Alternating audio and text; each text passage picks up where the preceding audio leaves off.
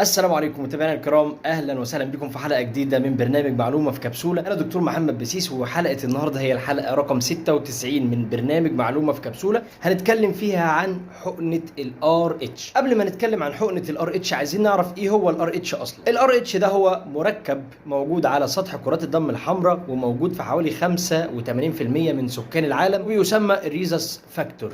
طيب ايه علاقه الريزس فاكتور او الار اتش بحقنه النهارده؟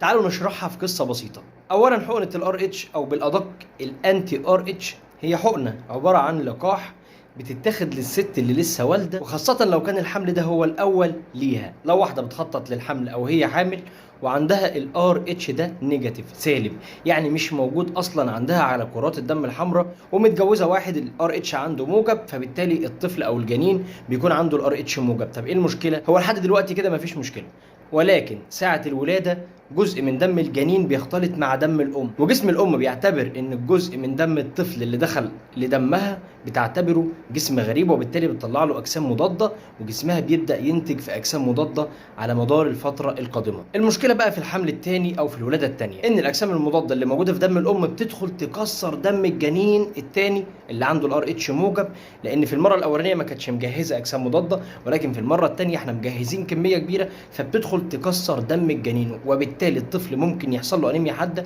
او توصل في بعض الاحيان الى الوفاه. وعشان كده الطفل في حالات زي اللي احنا اتكلمنا عليها ممكن يدخل الحضانه فوري، او ممكن يتنقل له دم في حاله لو ما كانتش الام واخده حقنه الار اتش من الاول. وهنا يجي دور حقنه الار اتش اللي بتاخدها الام بعد الولاده الاولى لو الطفل كان موجب وهي الار اتش عندها سالب. ده بيتعرف طبعا عن طريق تحليل بتعمله اثناء الحمل، بنشوف عندها الار اتش موجب او سالب عشان نبقى عاملين حسابنا. فلو هي عندها الار اتش سالب والطفل اللي مولود عنده الار اتش موجب، لازم في خلال 72 ساعه بعد الولاده، يعني اول 3 ايام بعد الولاده، لازم الام تاخد الحقنه الار اتش ديت، عشان لو حمل التاني او في ولاده تانيه ما يحصلش ان دم الجنين التاني يتكسر ويوصل لمراحل صعبه او يحصل له مضاعفات. حقنه الار اتش دي بتتاخد ازاي؟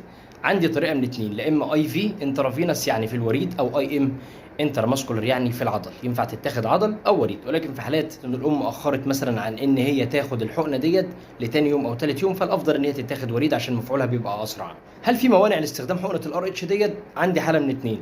لو كانت الام اصلا الار اتش عندها موجب، فبالتالي هي مش محتاجاها اصلا، او عندها حساسيه للحقنه ديت. ايه هي الاعراض الجانبيه لحقنه الار اتش؟ بتسبب الم واحمرار في مكان الحقنه، وبتسبب ارتفاع درجه حراره الجسم وصداع ورعشه.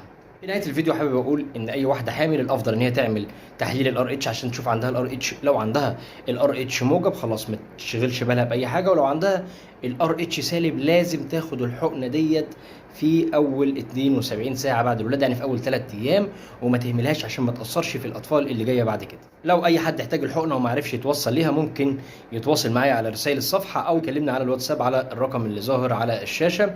واشوفكم في حلقه جديده من برنامج معلومه في كبسوله. كان معكم دكتور محمد بسيس، استودعكم الله، السلام عليكم ورحمه الله وبركاته.